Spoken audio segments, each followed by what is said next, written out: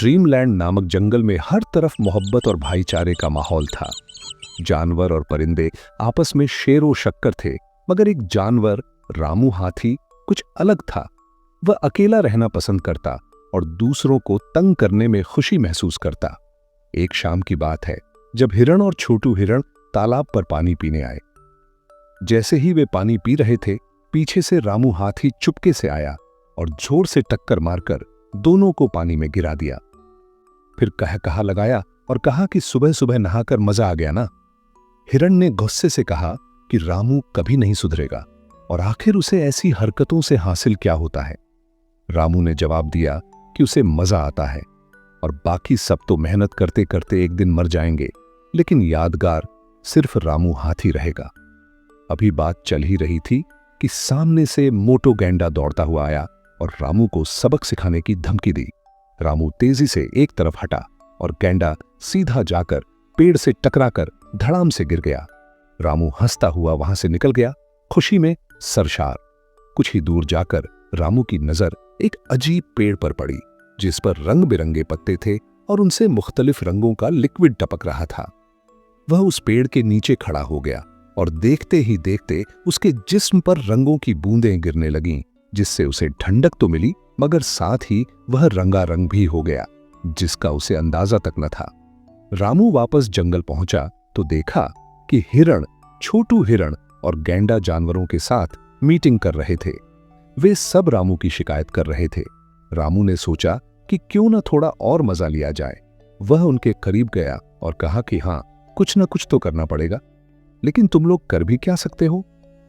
सब जानवर उसे हैरानी से देखने लगे, क्योंकि वह रंग बिरंगा हो चुका था और कोई उसे पहचान न सका। वह खुद हैरान रह गया कि आखिर ऐसा क्या हो गया जो सब उसे नया जानवर समझ रहे हैं।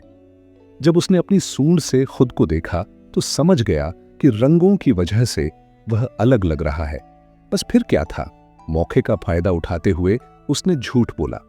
हाँ, मेरा नाम बाहुबली है, मैं अमेज़न के जंगलों से आया हूं, मेरे जैसा कोई नहीं। मोटो गैंडा खुश होकर बोला कि अब तो हमारा जंगल सबसे ताकतवर हो गया। जानवर खुशी से नाचने लगे। रामू दिल ही दिल में उनकी सादगी पर हंसता रहा और कहने लगा कि अगर तुम मेरी खिदमत करोगे तो मैं हमेशा यहीं रहूंगा। उसके बाद पूरे जंगल में यह खबर फैल गई कि अमेज़न से बाहुबली नामक जानवर आया है। जानवर उसकी खिदमत में लग गए, तोहफे लाने लगे। रामू को कुछ करना नहीं पड़ता था और वह बस झूठ पर झूठ बोलकर मजे में था। लेकिन कहानी ने एक नया मोड़ लिया। एक दिन नीलू चिड़िया एक जबरदस्त पैगाम लेकर आई। बोली, बाहुबली राजा, आपके लिए एक ऐसा पैगाम है जिसे सुनकर आप उछल पड़ेंगे।